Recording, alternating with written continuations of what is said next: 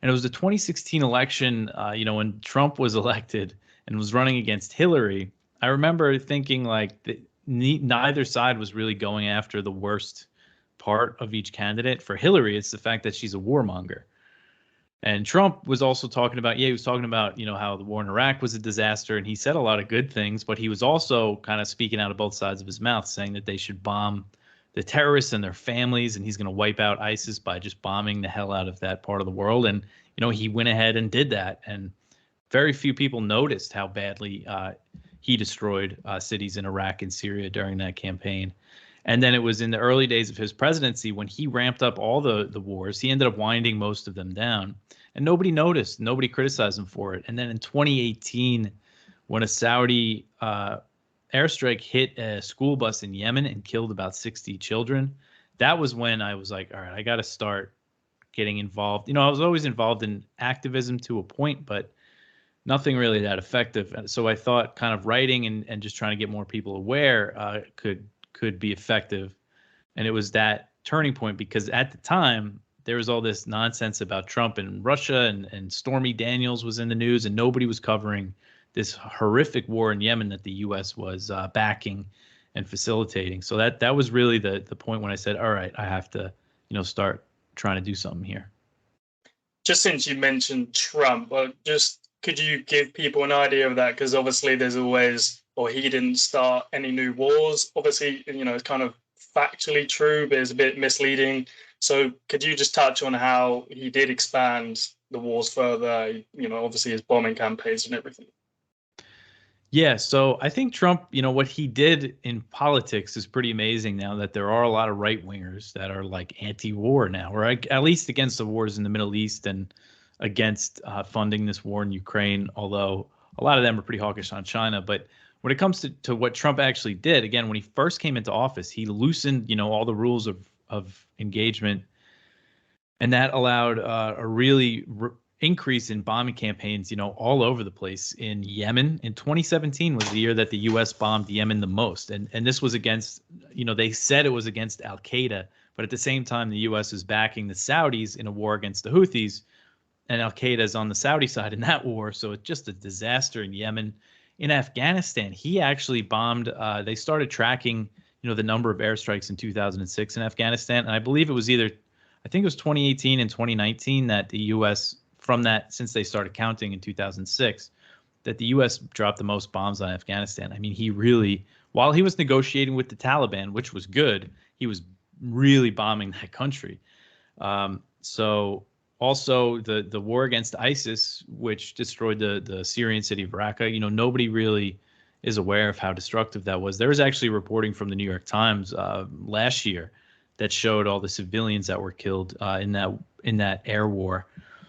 So yeah, that was pretty much. And in Somalia, he also bombed Somalia more than any other president. So he came in, ramped everything up, but then he did wind things down a bit in Iraq and Syria. And in Afghanistan, of course, he did sign a deal with the Taliban that led to the withdrawal. So that's good. But he kept, up the airstrikes in Somalia on his way out. So, I think it is, again, like, I like the fact that people say that's a thing that people want to brag about, how Trump didn't start any new wars. People on the right, that's good, I think. But we still have to, look realistically at what his foreign policy was. And he was not a peace president, by any means.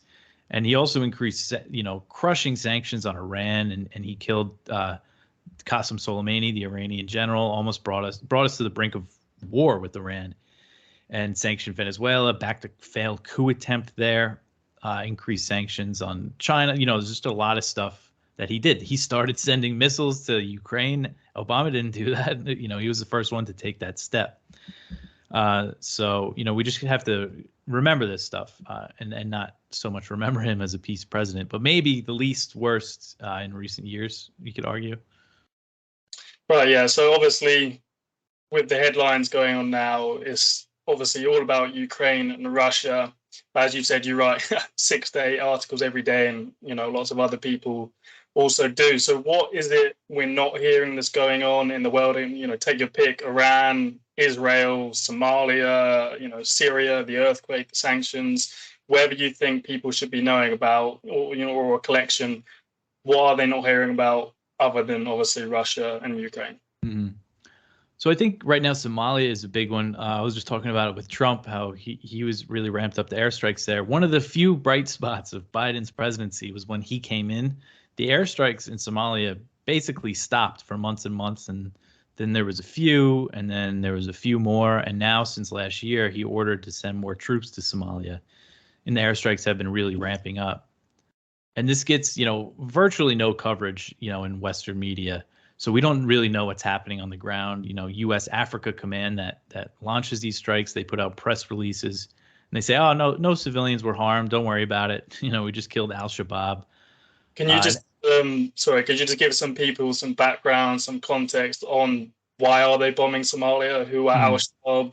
When did this start? Because I'm sure, I mean, until I started following sort of this sort of stuff, I had no idea Somalia, was being bombed and airstrike. It was just sort of, you put all of it as that failed state in Africa. There's the pirates in the sea. So what actually is going on with the US there, and some background, some context. Yes, so the U.S. has been involved in Somalia for a very, long time, and really the current conflict right now, it traces back to 2006, when the U.S. they backed an Ethiopian invasion of Somalia. This was part of, the Bush's war on terror, because at the time in Mogadishu, the Somali capital, the people in power were the Islamic Courts Union, so they were a Muslim kind of coalition that ousted the warlords that were there that were backed by the CIA. So then the U.S. put support behind this Ethiopian invasion, and they got rid of the Islamic Courts Union. And then Al-Shabaab were the radicals among the Islamic Courts Union that, turned to these, terrorist tactics, car bombings and stuff. The first recorded Al-Shabaab attack was in 2007 against Ethiopian troops occupying Mogadishu. So honestly, I'm not too familiar with how involved the U.S. was in the war during the end of the Bush administration and the Obama administration. I know they launched airstrikes, but when it comes to the fight against Al-Shabaab, they were definitely involved, limited airstrikes, and they do control a good amount of territory, I believe, in central Somalia, Al-Shabaab, north of the capital, Mogadishu. So the war right now, it's the U.S.-backed government in Mogadishu who has launched an offensive against Al-Shabaab, trying to take some of this territory that they control. And Al-Shabaab also, they are an Al-Qaeda affiliate.